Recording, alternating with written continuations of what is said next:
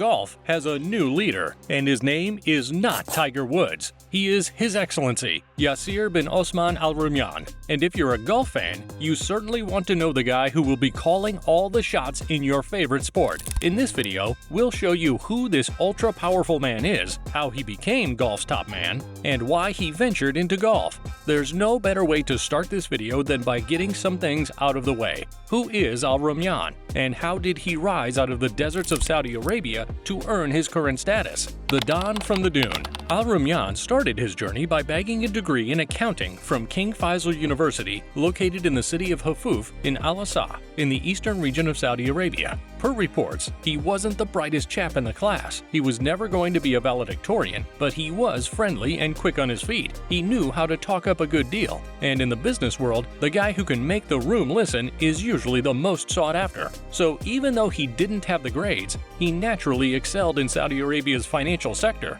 He slowly climbed up the ladder and earned the trust of industry leaders on his way to the summit. He followed his work at the Saudi Halandi Bank, now Al-Awal Bank, with a short-lived employment at the Capital Markets Authority. These experiences led him to Saudi Franzi Capital, where he attained the position of CEO. As head of financial services at Saudi Franzi Capital, Al-Rumayyan pushed the company to the front of the financial services sector. Unknown to him, Mohammed bin Salman Al Saud, the man popularly known as MBS, had heard all about his exploits, and he had some serious use for Al-Rumayyan's skill set. According to Al-Rumayyan, before he got a job offer from the Crown Prince in 2015, the two had never met. He told Bloomberg in a 2020 interview that he didn't know MBS at all before their meeting at the royal court. Although their paths had never crossed, the prince knew why he wanted Al-Rumayyan. He'd been meaning to open up Saudi's economy to the West, and he needed an ally who knew their ways. This takes us to Bradley Hope and Justin Sheck's biography of MBS, Blood and Oil,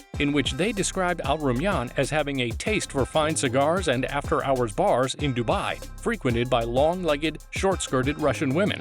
Yes, the Harvard-trained businessman was a cigar aficionado, but this was just one of the reasons MBS entrusted the fate of the Saudi Arabian Empire to him. People close to the Saudi crown will tell you that you can't last in MBS's employ if you don't know your place. Al-Rumayyan's employer is famous for his ruthlessness, so the job is not so much about Al-Rumayyan's ideas as it is about helping MBS get what he wants. We're guessing Al-Rumayyan was a mixture of everything the prince wanted, so they clicked just right.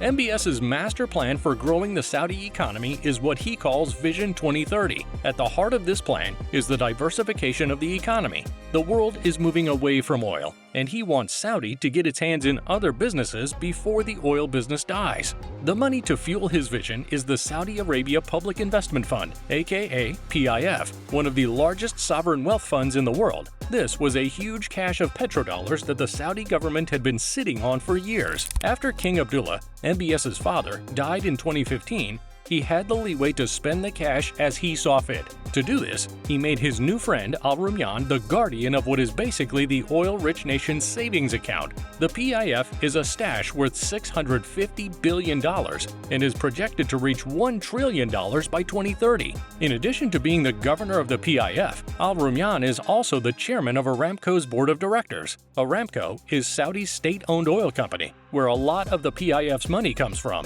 So what does this mean? For the sake of clarity, Aramco recorded a net profit of $161 billion in 2022 alone. That was over $60 billion more than Apple reported in the same year. That is more money than any oil and gas company has ever made. In short, Al-Rumayyan is the head of possibly the world's most profitable company. So how is this man the most powerful man in golf? Has he used the humongous purse at his disposal to buy golf? Golf's new governor. You probably won't like the sound of it, but the answer to that second question is yes. On June 6, 2023, PGA Tour Commissioner Jay Monahan went on CNBC to give the world a shocker. After months of name-calling, alliance shifting, and an expensive legal bout, the news that the PGA Tour, LIV, and the European Tour were forming a Super Tour was a dream most people never thought they'd have. The most surprising piece of this Frankenstein's monster was the man beside Monahan on CNBC, a suited Arabian man with gray facial hair. This man, who in the proposed arrangement will be the chairman of the new tour with Monahan as the CEO. Anyone who saw him for the first time rightly asked, Who was he? And what was he bringing to the table? Well, he's Al-Rumayyan, aka His Excellency. And what is he bringing to the table? Money. 1,000 shiploads of it. In case you've been wondering what money is, here is your answer. Money is power. While the PGA Tour and European Tour battled LIV, Jay Monahan almost committed a fatal error. He tried to go toe-to-toe with Saudi money. Of course, this was a joke born out of panic. Some wise investors saw it and began pulling out. And when Monahan finally listened to reason, he saw no point in fighting a lost battle. So, you see, the merger was not the PGA Tour capitulating to LIV, it simply conceded to nature. Looking at it in hindsight, the merger was bound to happen. The emergence of LIV had fractured the structure of golf completely. The two established tours lost many of golf's best talents to the insane offerings from the Saudi-backed startup. And with Brooks Koepka, one of those talents, proving the relevance of those players with his US PGA Championship win, it was a matter of time before even more stars left for LIV.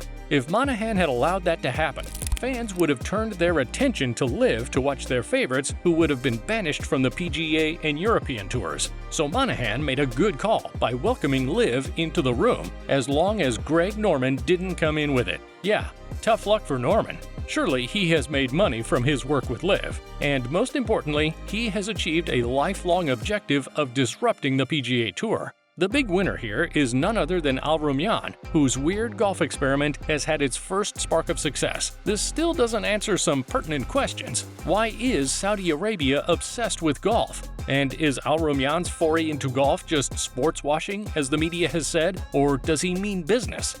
Al-Rumayyan, the golf nut. Contrary to what many people think, Saudi Arabia is not obsessed with golf. Their people barely play the sport, and it's the last country you'd expect to associate with golf. In fact, Saudi Arabia producing a golf champion is more improbable than you seeing an alien in real life. The golf obsession is Al-Rumayyan's. As you learned earlier, he enjoys a lot of Western luxury, and one of the things he does for fun is golfing. If he's not on a yacht or a jet, and he's not in a mansion or a boardroom, you might find him hitting golf balls on the course. He reportedly had a decent 12 handicap when he took the Saudi government job. Bryson DeChambeau has also described him as a golf nerd and a golf nut, saying he plays all the time. And about his game, DeChambeau said, "He hits the ball straight for not having crazy power. He knows how to get the club face back to the ball. It's kind of fun to watch. He had a good putting game too. I think he loves everything about the game, the camaraderie, the competition, just getting outside and being in nature." That's concrete evidence that his involvement with golf is no accident. It was going to happen. After all, he has all the money he needs to create a league from scratch. Most people don't even realize how mental that is. In the space of months, this guy got the personnel and organizational capacity to create a professional league, a league on a scale so expansive it rivaled the best in the world. But that's just another thing money can do. All he needed was the green light from his buddy and boss, MBS. Still, it wasn't a smooth ride. He had to take the long road to get here, starting with the Saudi International, an event on the European Tour in 2019.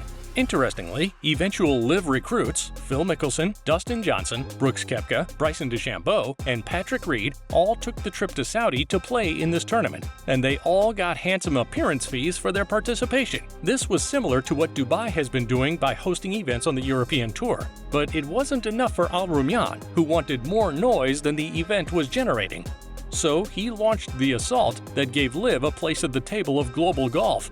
So you see, even after the merger, LIV, or at least its concept, isn't just about to walk off into the horizon. According to people close to Al-Rumayyan, LIV is his baby. He put his heart and soul into it, and he won't stop until it succeeds. To show his dedication to the LIV idea, since he launched LIV at the Centurion Golf Club near London, he has been physically present at multiple tournaments to monitor its progress. And don't forget that this is actually an investment. MBS might be close pals with him, especially after buying him a $60 million villa close to the presidential palace, but he's not going to let him pour the $2 billion spent on LIV down the drain. That's Saudi Arabia's money, and the Crown Prince needs him to show results to the Saudi elite that their money has been spent well. Al-Rumayyan might be a golf nerd, but he means serious business, so golf executives have a new chief to answer to. They might not like him, but he's bringing so much money that they have no choice but to bow. If you enjoyed this video on the most powerful man in golf, check out the video on the screen now, or the one we posted below. We're sure you'll like that one too.